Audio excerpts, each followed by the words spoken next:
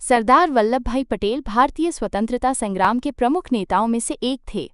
उन्हें भारत का लौह पुरुष कहा जाता है। उनका जन्म 31 अक्टूबर 1875 को गुजरात के नडियाड नामक गांव में हुआ था।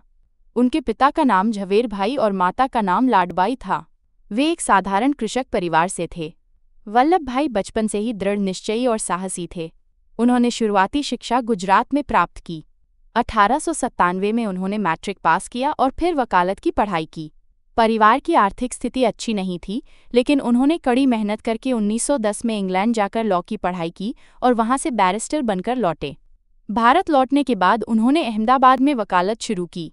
1918 में खेड़ा सत्याग्रह में उन्होंने महात्मा गांधी के नेतृत्व में भाग लिया। यहीं से उनका राजनीतिक जीवन शुरू हुआ। उन्होंने किसानों को संगठित किया और अंग्रेजों के खिलाफ शांतिपूर्ण आंदोलन का नेतृत्व किया। इसके बाद 1928 में उन्होंने बारडोली सत्याग्रह का सफल नेतृत्व किया, जिससे उन्हें सरदार की उपाधि मिली। वल्लभ भाई पटेल ने 1930 के सविनय अवज्ञा आंदोलन और 1942 के भारत छोड़ो आंदोलन में सक्रिय भाग लिया। वे कई बार जेल भी गए। स्वतंत्रता के बाद जब भारत का विभाजन हुआ तो देश की सबसे बड़ी चुनौती थी 562 रियासतों को एकजुट करना। यह कार्य सरदार पटेल ने असाधारण कौशल और दृढ़ता से पूरा किया। उनके प्रयासों से हैदराबाद, जूनागढ़, जम्मू कश्मीर सहित सभी रियासतें भारत में सम्मिलित हुईं। सरदार पटेल भारत के पहले उप प्रधानमंत्री और गृह मंत्री बने। उनका प्रशासनिक कौशल और नेतृत्व क्षमता अद्वितीय थी। उन्होंने भारत को एक राष्ट्र के रूप में संगठित करने में अत्यंत महत्वपूर्ण भूमिका निभाई। 15 दिसंबर 1950 को उनका निधन हो गया।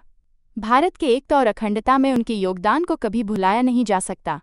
2014 में भारत सरकार ने उनके सम्मान में स्टैच्यू ऑफ यूनिटी की घोषणा की, जिसे 31 अक्टूबर 2018 को जनता को समर्पित किया गया। यह प्रतिमा विश्व की सबसे ऊंची प्रतिमा है।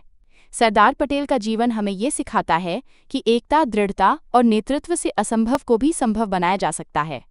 वे आज भी देशवासियों के लिए प्रेरणा के स्रोत हैं।